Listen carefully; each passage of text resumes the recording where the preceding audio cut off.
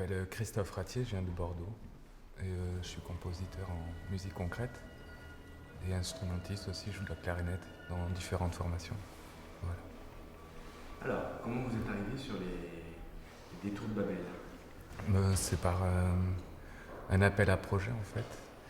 Donc j'ai répondu à cet appel de projet qui m'intéressait en fait. C'était l'année dernière, je travaillais autour de justement de l'ésotérisme dans la musique et le sujet de l'appel à projet m'intéressait beaucoup. Je pense que c'était autour du religieux, mystique, sacré. Donc voilà, j'ai proposé ça et j'ai été pris. D'accord. Vous connaissiez les détours de Babel? Non, pas vraiment, non. D'accord. Donc, vous avez trouvé ça en appel à projet en répondant sur une appel globale. Voilà, oui. Alors, par rapport à la thématique du festival et à ce qu'est le festival, comment vous avez abordé votre processus créatif pour pouvoir justement arriver à ce que vous proposez aujourd'hui?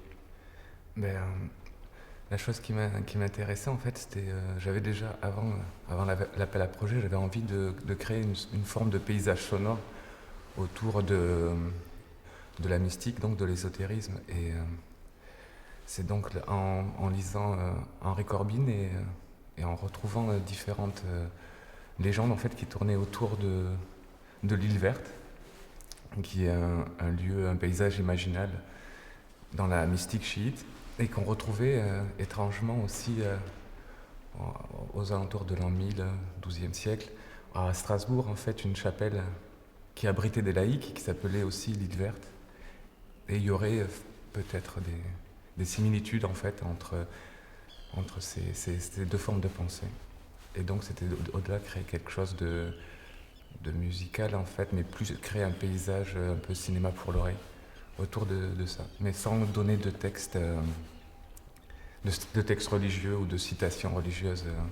Vraiment créer quelque chose, oui, vraiment une fiction en fait, plus. Qu'est-ce qu'on entend quand on met Alors on entendra un paysage sonore fictif, donc qui est vraiment monté, et on entendra des voix avec des langues pas vraiment définissables, mais que les voix sont toujours noyées dans le paysage ou dans les sons. Et on peut entendre en fait, je le vois vraiment comme une quête en fait ou une construction d'un apprentissage mystique en fait, comme un rituel ésotérique. Et c'est une traversée pendant un quart d'heure de cette quête jusqu'à l'aboutissement où on est avalé à la fin par quelque chose d'immatériel, alors qu'on se reconnaît tout le long, soit à l'extérieur, dans la mer ou dans un paysage plus pastoral, ensuite dans une sorte de chapelle ou de temple où se déroule un rite religieux. Et à la fin, c'est immatérialisé complet, on part dans une abstraction totale.